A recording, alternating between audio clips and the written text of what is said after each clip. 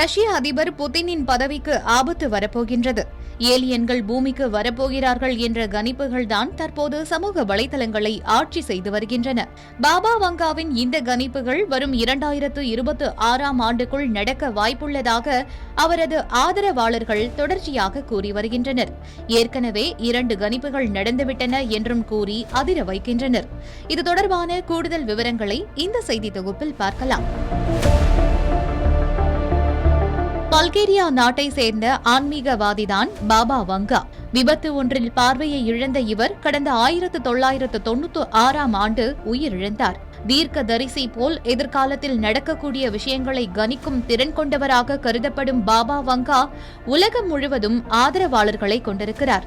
இவர் கூறிய பல்வேறு கணிப்புகள் பொய்யாகி உள்ளன, ஆனால் சில கணிப்புகள் உண்மையாகி உள்ளன.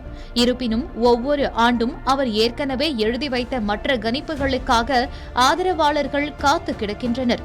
இப்படியான சூழலில் 2026ஆம் ஆண்டில் நடக்கும் என்று கணித்த 5 விஷயங்களில் 2 ஏற்கனவே நடந்துவிட்டது.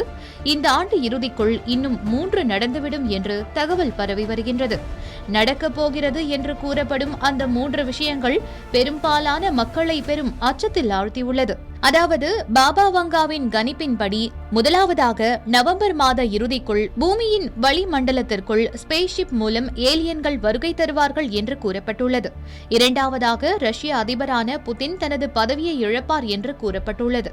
மூன்றாவதாக மிகப்பெரிய 3வது உலகப் போரை இந்த பூமி சந்திக்கும் என்று கூறப்பட்டுள்ளது.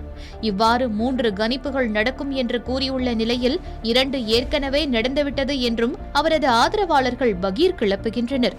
அதாவது மனிதனின் வேலை வாய்ப்பை இயந்திரங்கள் தட்டி பறிக்கும் என்று பாபா வங்கா கூறியதாகவும் AI தொழில்நுட்பத்தை தான் அவர் இவ்வாறு கூறியிருப்பதாகவும் ஆதரவாளர்கள் கருத்து தெரிவித்திருக்கின்றனர்.